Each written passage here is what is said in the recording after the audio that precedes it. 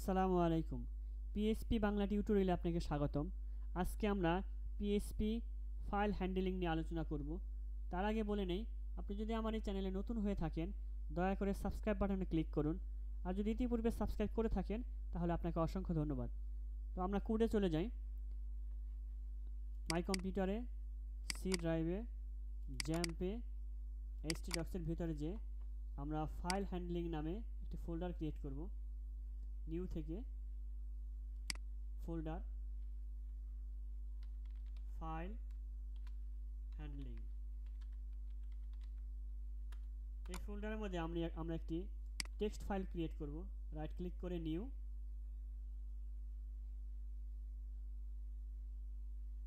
Text document, আমরা নাম দেই টেস্ট ডট টিএক্সটি। এর মধ্যে আমরা লিখব আই অ্যাম মনিরুজ্জামান ডট, আমরা সেভ দিই। এখানে আমরা আরেকটি ফাইল ক্রিয়েট করব, পিএইচপি ফাইল।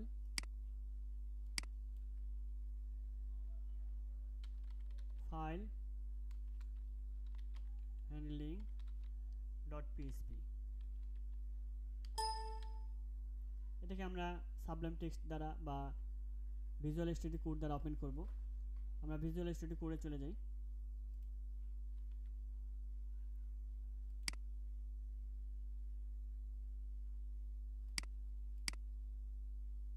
ওপেন ফোল্ডার,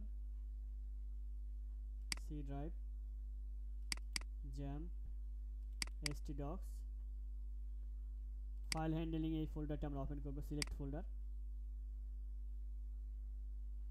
এখান থেকে আমরা ফাইল হ্যান্ডলিং ডট পিএইচপি ফাইলটা আমরা ওপেন করব। এখানে আমরা পিএইচপি কোড লিখব।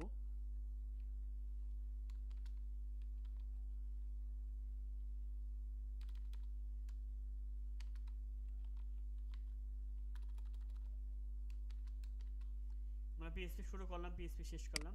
পিএইচপিতে আমরা যে কোনো জিনিস প্রিন্ট করতে হলে আমাদের ইকো লিখতে হয়। ইকো, আমরা ফাইল রিড করব, ফাইল রিড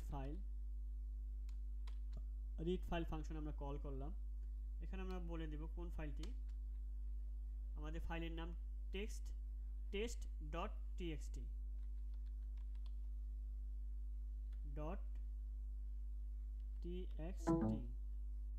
আমরা অবশ্যই সেমিকোলন দ্বারা আমাদের কোডকে শেষ করব। আমরা সেভ দিয়ে ব্রাউজারে চলে যাব।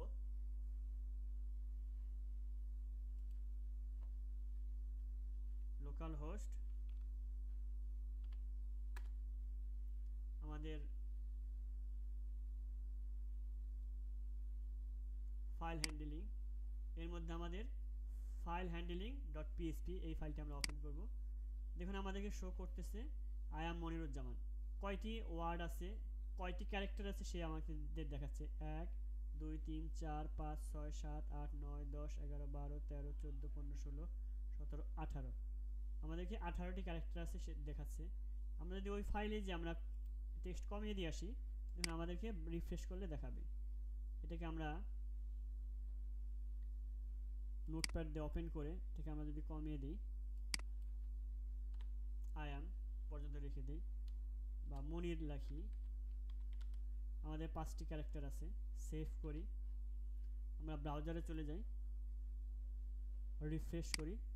দেখুন মনির শো করছে এবং কয়টি ক্যারেক্টার আছে শো করছে, 1 2 3 4 5। তো এইভাবে আমরা যে কোনো ফাইল আমরা রিড করে দেখতে পারি, ফাইলকে হ্যান্ডেল করতে পারি আমরা। তো কোডটা আরেকবার আমরা দেখি যে আমাদের রিড ফাইল ফাংশন আমরা লিখেছি এবং তার মধ্যে আমরা কোন ফাইলটিকে আমরা রিড করতে চাই সেটা আমরা এখানে ফাইলের নেম আমরা দিয়ে দিচ্ছি এক্সটেনশন সহ, টেস্ট.txt। এই ফাইলটা যদি আমরা দেখি, এখানে আমরা দেখতে পাবো না, কিন্তু ওইখানে যে আমরা নোটপ্যাডে যে আমরা ঠিকই দেখে এসেছি।